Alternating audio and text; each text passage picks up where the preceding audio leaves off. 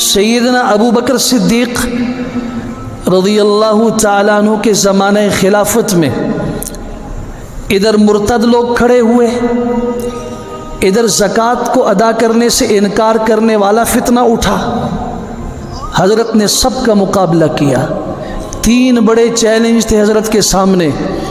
مدعی نبوت مسیلمہ کذاب کا فتنہ، مستقل الگ فتنہ تھا، اس کے خلاف جہاد۔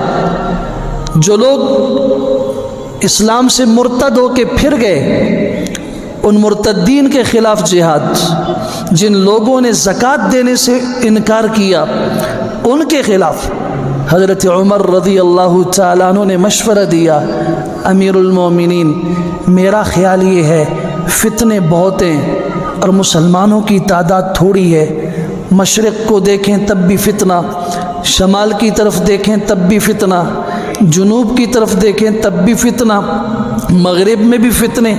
حضرت اس وقت ایسا کر لیتے ہیں، جو مسلمان اپنے آپ کو کہتے ہیں لیکن زکوٰۃ ادا کرنے سے انکار کر رہے ہیں، ان کے خلاف ابھی جہاد کو موقوف کر دیں،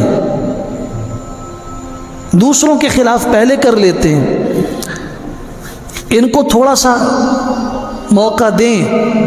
یہ باقی نماز تو مانتے ہیں نا، کلمہ طیبہ مانتے ہیں، صرف کہتے ہیں ہم زکوٰۃ نہیں دیں گے، ان کو تھوڑا برداشت کریں۔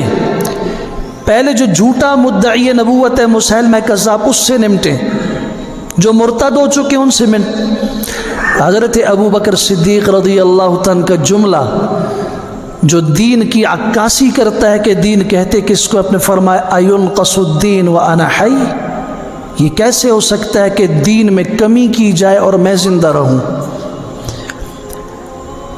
میرے زمانے خلافت میں کسی کی جرت کیسی ہے کہ رسول اکرم صلی اللہ علیہ وسلم کے زمانے میں وہ زکوٰۃ بھی دیتا تھا، نماز بھی پڑھتا تھا، آج وہ دونوں میں فرق کر رہا ہے، کہتا ہے نماز تو پڑھوں گا زکوٰۃ نہیں دوں گا۔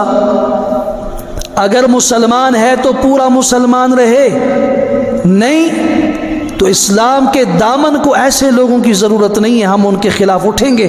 اور مجھے اللہ کی قسم ہے اگر میرے بدن میں جان ہوئی، روح ہوئی، ایک رمق بھی باقی ہوئی، تو جو شخص حضور کے زمانے میں ایک رسی دیتا تھا، رسی، آج اگر وہ رسی دینے سے انکار کرے گا تب بھی اس کے خلاف میں جہاد کروں گا۔